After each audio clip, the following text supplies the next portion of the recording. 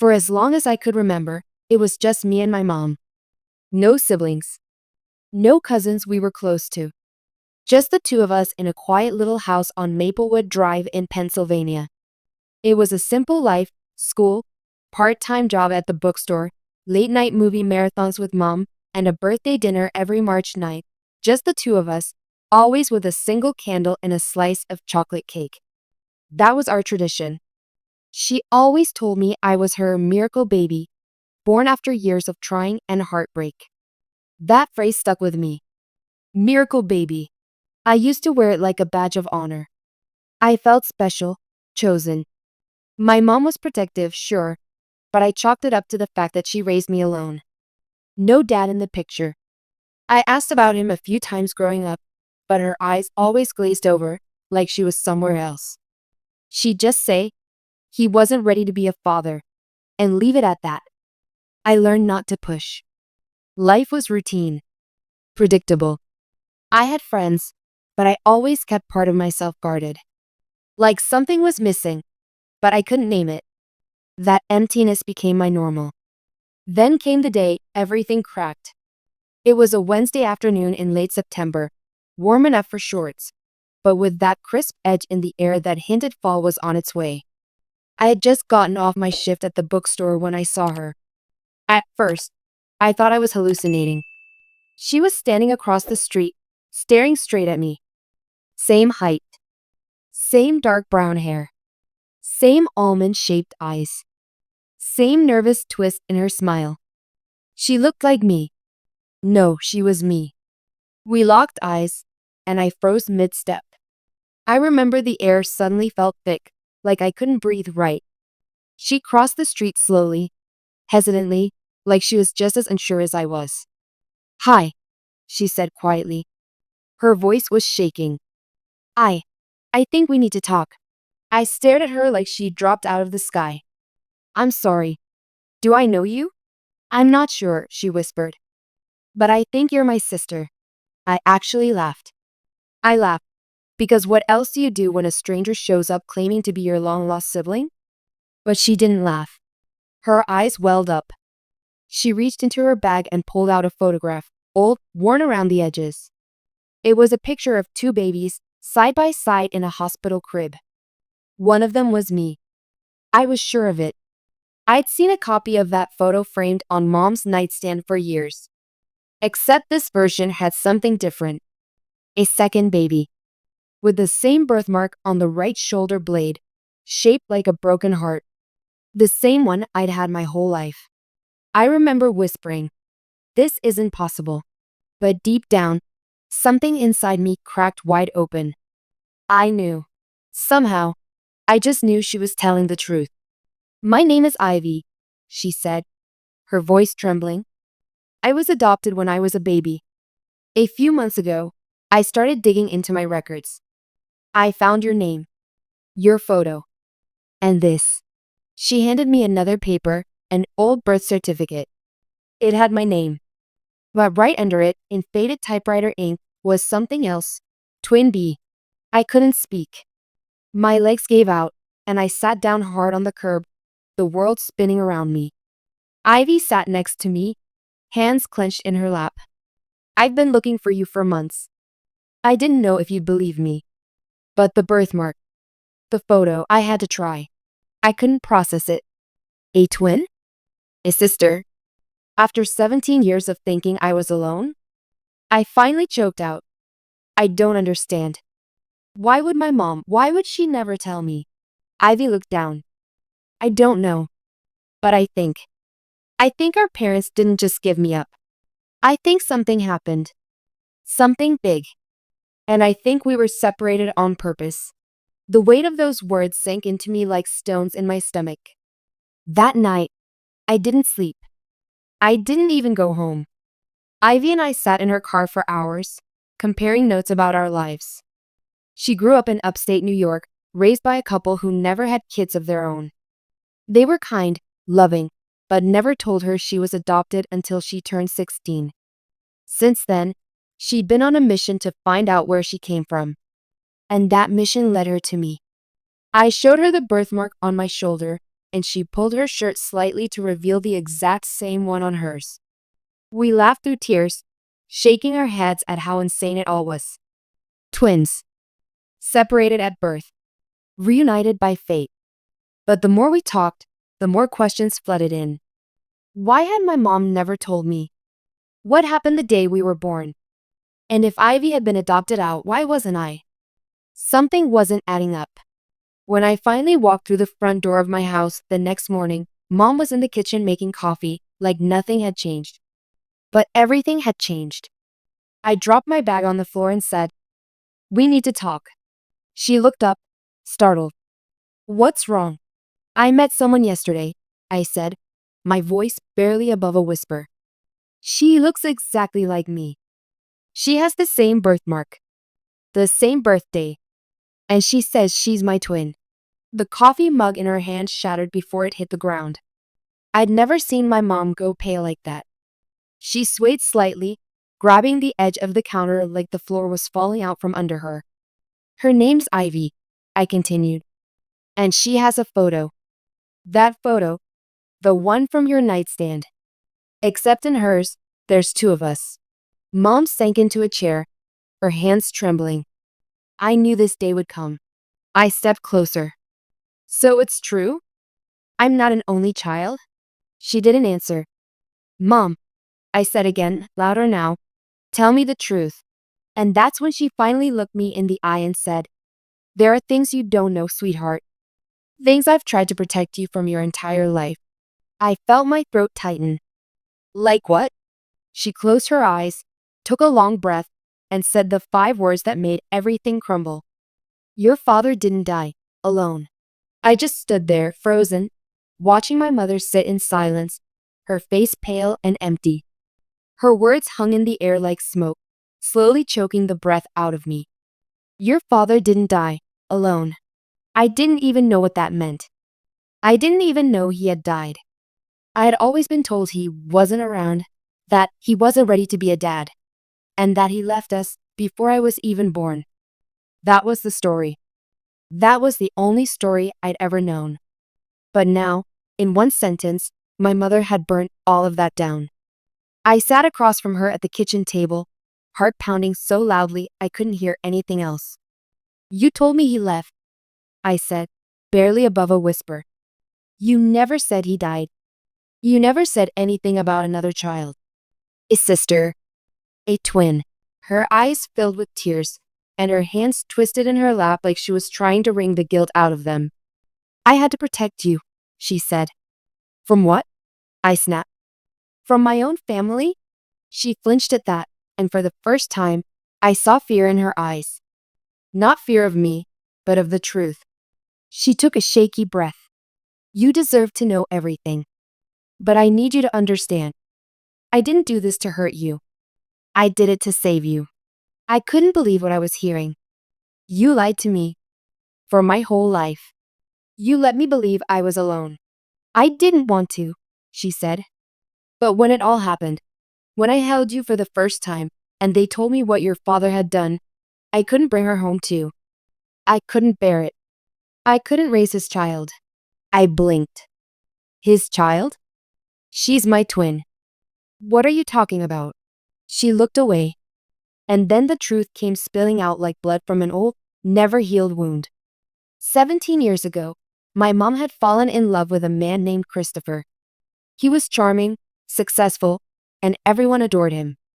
They met at a college reunion. She was 24, just out of school and working 2 jobs.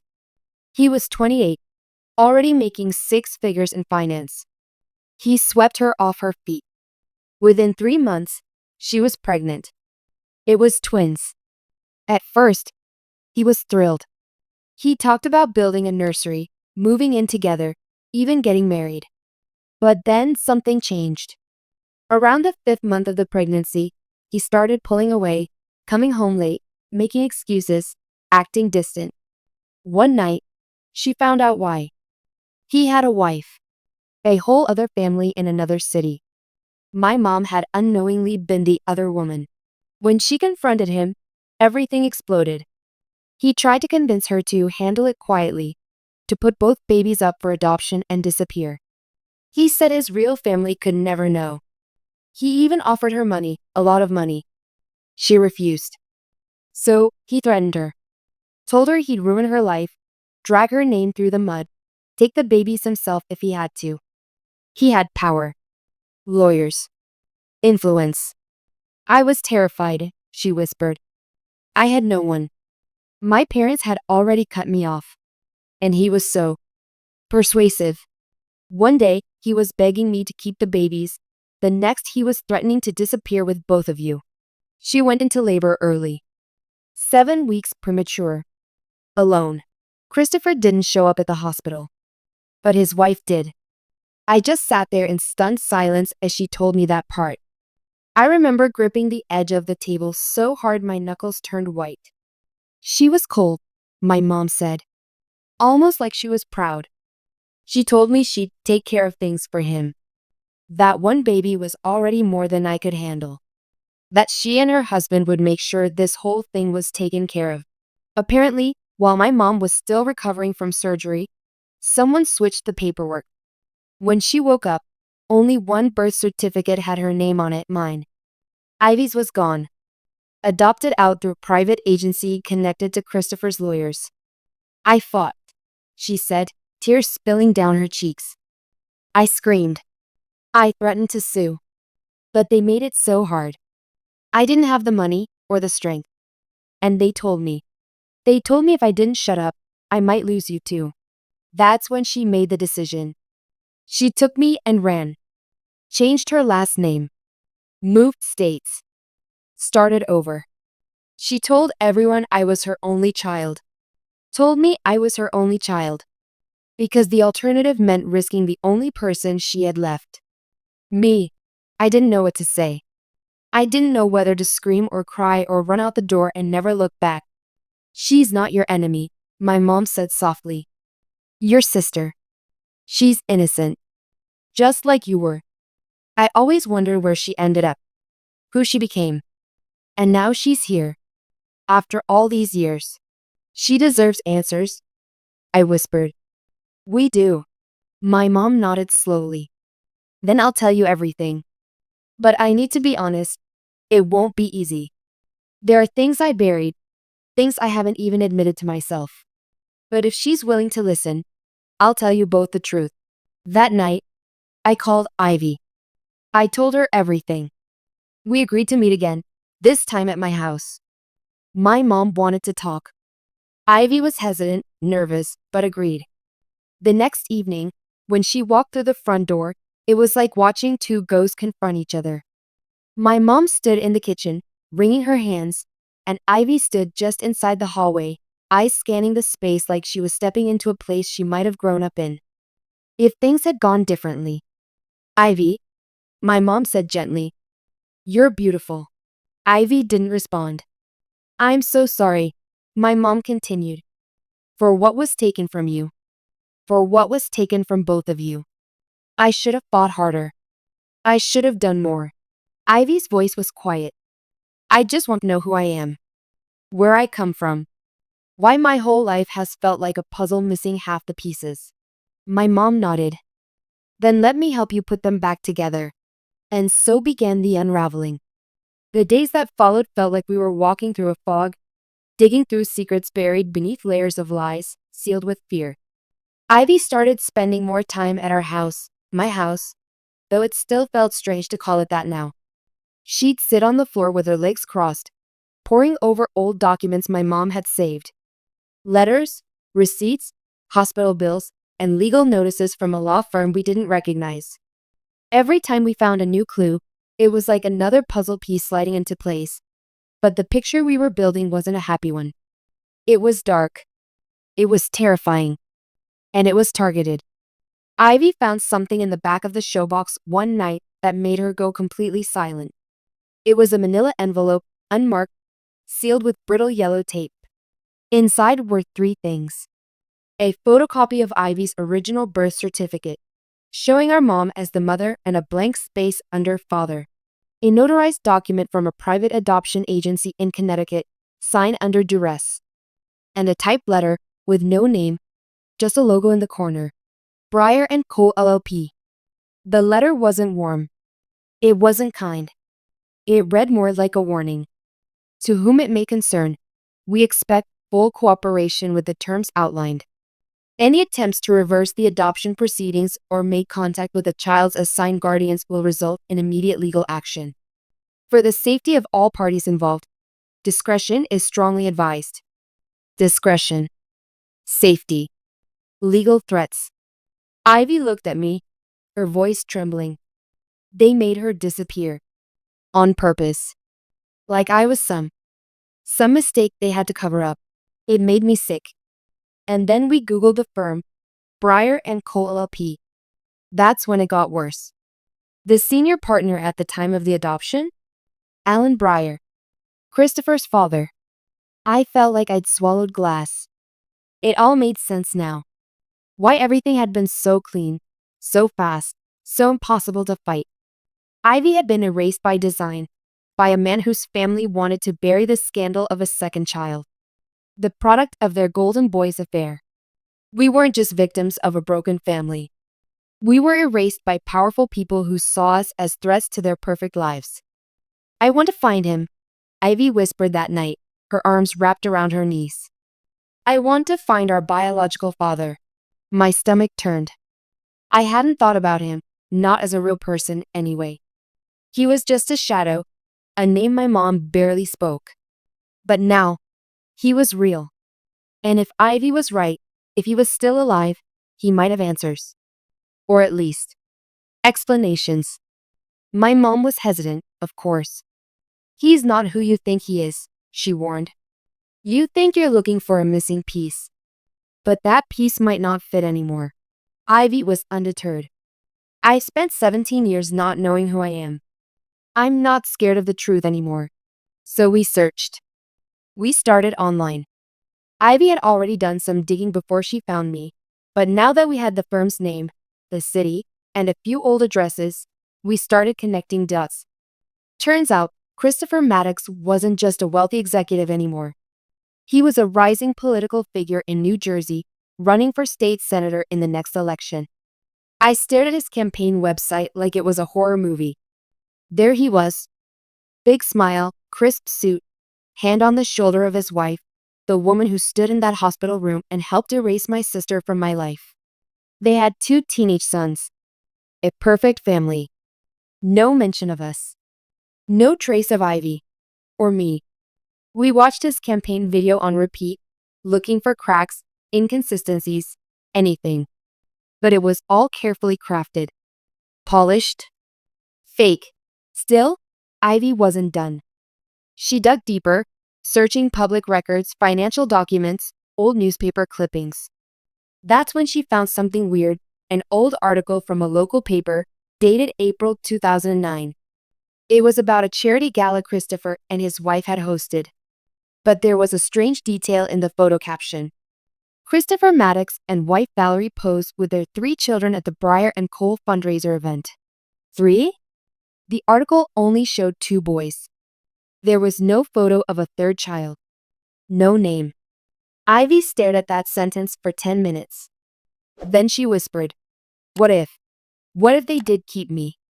What if they took me home and tried to raise me until something changed? The thought chilled me to the bone. My mom didn't know anything about it.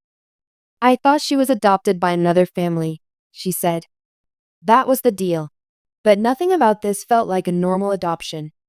What if Ivy was brought home by them for a while, and then something happened? What if they realized it was too risky? Too messy?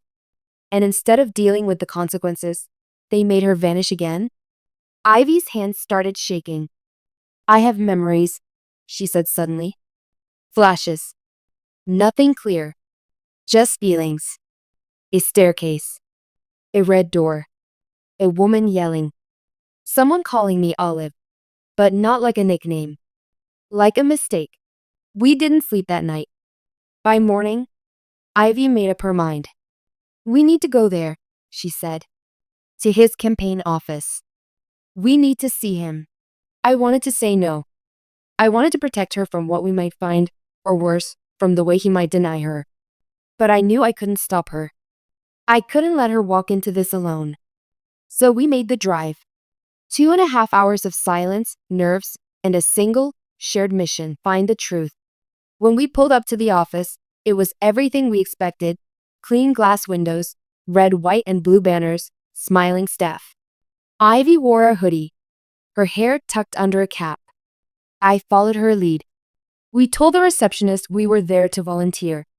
She smiled, handed us flyers, and told us we could help set up chairs in the back room for a local meet and greet event that evening.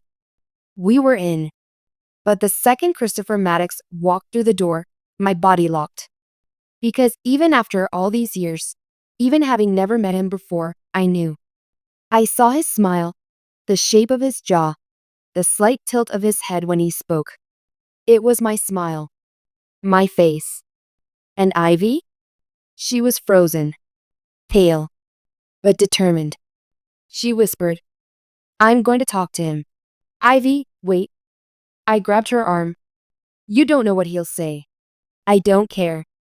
I need to look him in the eyes." She walked straight up to him. I followed close behind. "Excuse me," she said, voice steady. "Mr. Maddox?" He turned, still mid-conversation with a staffer. He looked at her, blinked, and for a split second, froze. Not in recognition. In fear. I saw it. I swear I saw it. "Yes?" he said carefully. She stared at him, face flushed, hands clenched. "Do you remember a woman named Delilah Hart? 17 years ago. 2 babies. A hospital in Pennsylvania." His entire face changed. "I'm sorry, I don't know what you're talking about," he said quickly, then turned back to his assistant. "Let's keep moving." But Ivy wasn't done. "You're my father." Her voice cracked. "And you made me disappear." The room went still. He looked at us both now. Looked between our faces. Then, in the calmest voice I'd ever heard, he said, "You need to leave. Now, or I'll call security." And just like that, he turned us back on his daughters.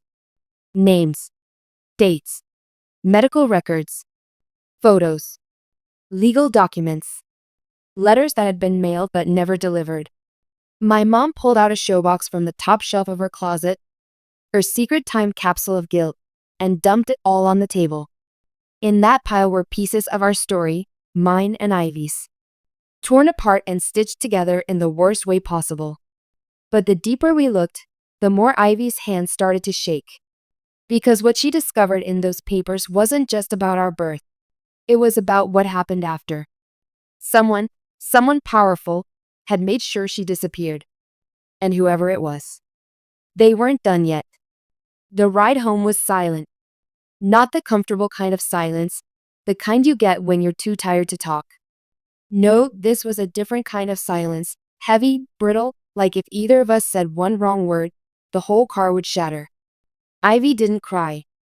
She didn't scream or throw anything or curl into a ball like I thought she might.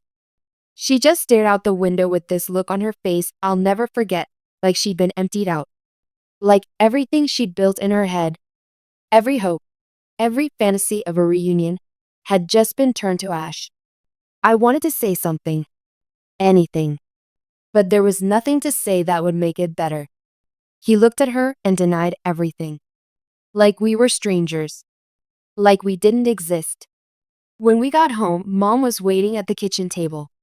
She stood up the second we walked in, her eyes searching ours, worried and desperate. "What happened?" she asked, rushing toward us. Ivy shook her head. He knew. He knew who we were. That's when the tears came, just 2 thick, quiet ones sliding down her cheeks as she stood in the same house where she should have grown up.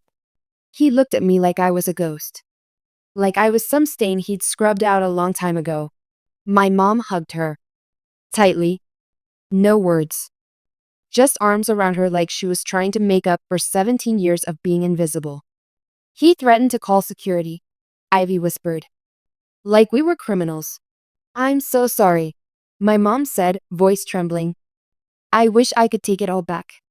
Every moment he stole from you." Every lie I let stand. I didn't know how deep it went. I didn't know he was still watching us. That made me look up. Wait, I said. Still watching? My mom paused, looked between the two of us, and then nodded slowly. I wasn't sure for a long time. But now, after what you told me, I think he made sure we stayed quiet. That I stayed quiet. That's why I never got those letters returned. Why the lawyers ghosted me. Why Ivy vanished into a closed adoption even though I never signed the final papers. You think he was monitoring you? I asked. She nodded. I think he made sure I couldn't come back for her. That no one would believe me if I did. Ivy sat down hard in one of the kitchen chairs. So, what do we do now? Just move on? I didn't know what the right answer was, but I knew we couldn't let this end here. That night, while Ivy slept on the couch, curled into a blanket like she was trying to disappear, I stayed up reading through everything again, old papers, medical records, adoption filings. Then I found it. A detail we'd missed before. On one of the court documents, buried in the margins, was a note from a social worker named Claire Everly. Her name was signed next to a handwritten line. Case closed. Mother refused placement, but only one child remained in maternal custody. I Googled her. She still lived in Pennsylvania. And she was retired, but had written a few blog posts in recent years about child advocacy work and ethical concerns in private adoption cases. I woke Ivy up immediately. We have to go see her. Ivy blinked, confused. Who? The woman who processed your adoption. I think she might know something. Maybe she even tried to stop it. Within 2 days, we were on a bus to Harrisburg. We found Claire Everly's address through a public listing site. She lived in a quiet cul-de-sac in a modest brick house with flower beds out front and a wind chime on the porch. When she answered the door, she looked surprised, but not startled. Her hair was silver, tied in a low bun, and she wore a cardigan that looked hand-knit. Her eyes, though aged, were sharp. You must be Delilah's daughter, she said, before we even introduced ourselves. I froze. You remember? She nodded and stepped aside to let us in. I never forgot. I've thought about that case for years. We sat in her cozy living room while she made tea, and when she returned, she got straight to it. You girls were born into a storm, she said softly. Powerful people with too much money and too much to hide. I didn't agree with the way things were handled, but I was young. I was scared. I'd already seen what happened to colleagues who spoke out. So you knew, Ivy said. That I was taken? Claire looked pained. I was told you were being adopted by a loving family. That the mother had surrendered one child willingly because she couldn't afford to raise both. But something didn't sit right. There were sealed files, lawyers involved from out of state, and too many hush-hush meetings in private offices. She reached for a folder from a drawer beside her chair and pulled it open. I've kept this for years, in case one day someone came looking. Inside was a photocopy of a letter from Valerie Maddox, addressed to the director of the adoption agency. It read, "Please ensure that the second child is placed far from the biological mother. We do not want any complications down the line. The father has taken care of all necessary legal channels. It is imperative this situation never reflects on our family publicly." Ivy stared at the letter, lips trembling. They got rid of me, she whispered. Not because they couldn't raise me. Not because they cared. But because I was a liability. Claire's eyes filled with tears. I'm so sorry, Ivy. You deserve better. You both did, I asked quietly. Is there any way we can fight this? Legally? Publicly? Claire hesitated. You can try. But you're going up against a man with resources, connections, and a public image that's been crafted for decades. He's not going to admit what he did. Not unless you have undeniable proof. That's when Ivy's eyes sharpened. What if we get that proof? She asked. What if we find someone who was there? Someone who helped cover it up? Someone who's ready to talk? Claire nodded slowly. If you can get someone to speak on record, someone who worked for him or the agency or the legal team, you might have a shot. Ivy stood up, her hands clenched. Then I won't stop until I do. Because people like him shouldn't get to rewrite history. Not when it cost us everything. After we left Claire's house, something shifted inside Ivy. She wasn't broken anymore. She was angry, focused, determined. The girl who had walked into my life with a trembling voice and a nervous smile had become someone fierce, someone unstoppable. And for the first time since she showed up on that street corner weeks ago, I stopped seeing her as a stranger and started seeing her as what she really was. My sister. We went home with a plan. Step 1. Gather every piece of evidence we had. Step 2. Find someone, anyone, from Christopher Maddox's inner circle willing to talk. Step 3. Take it public.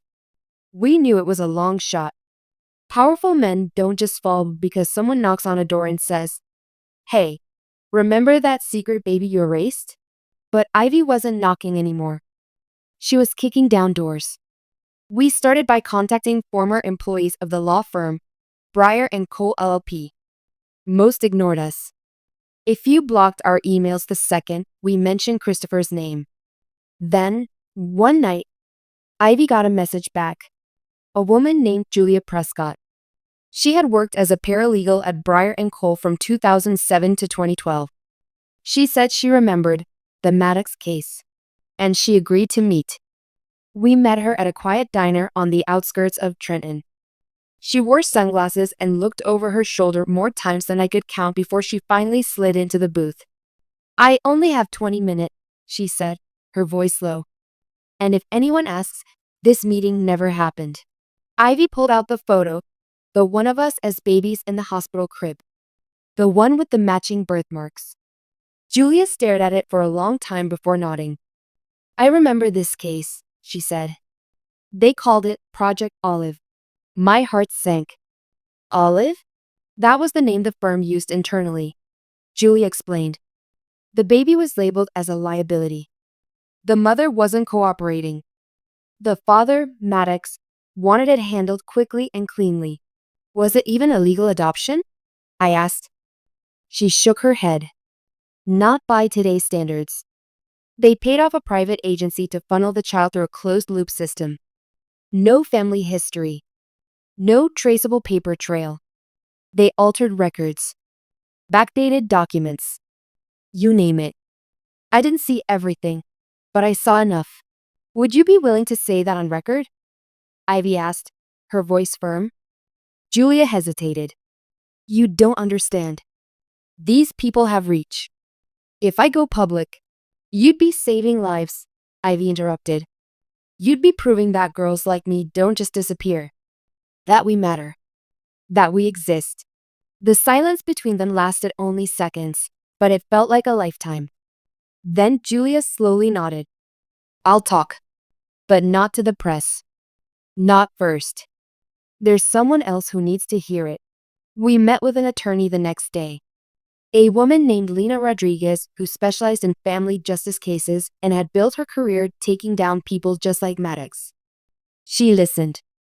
She read. She asked questions.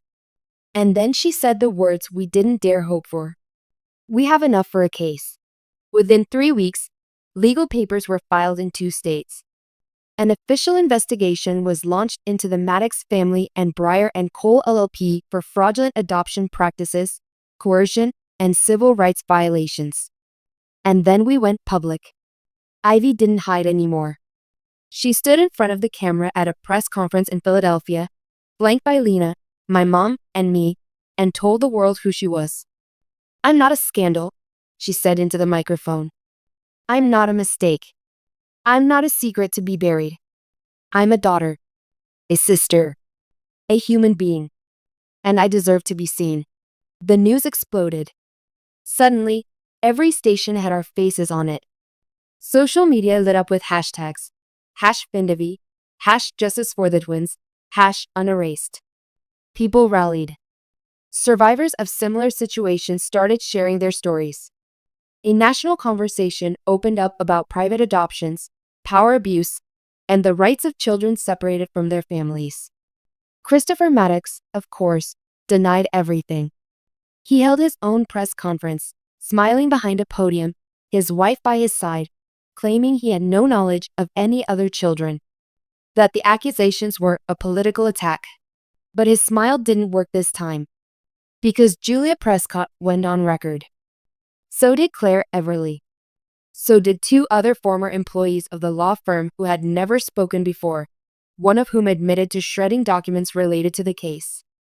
The house of cards collapsed. Maddox withdrew from the race a week later. A formal indictment followed. Investigations were opened into his financials, his law firm connections, and even his campaign donors. And through it all, Ivy stood tall. I've never been more proud of anyone in my life. She didn't just fight for the truth. She fought for us. One night, a month after the news broke, we sat in my room with the lights off, just talking, laughing, sharing stories from childhood like we were trying to rebuild the 17 years we lost. I always wanted a sister, she whispered, staring at the ceiling. So did I said. I just didn't know I already had one. She reached over and held my hand. You think he ever loved us? She asked after a long silence. I didn't know how to answer that. Maybe once, in some selfish, messed up way, he did. Or maybe we were just collateral damage in a life built on lies and ambition. But honestly, it didn't matter anymore. Because we had each other. And we had the truth. A year later, Ivy legally changed her last name to mine. Not because she wanted to erase her past, but because she finally wanted to choose her future. We graduated high school together, side by side, walking across the stage as sisters. And when the final ruling came through, an official recognition of the falsified adoption, the tampering, the lies, it didn't just close a chapter. It opened a brand new one. One where Ivy didn't have to hide anymore. One where we were no longer strangers split apart by someone else's shame. We were sisters. We are sisters. And no one can take that away again.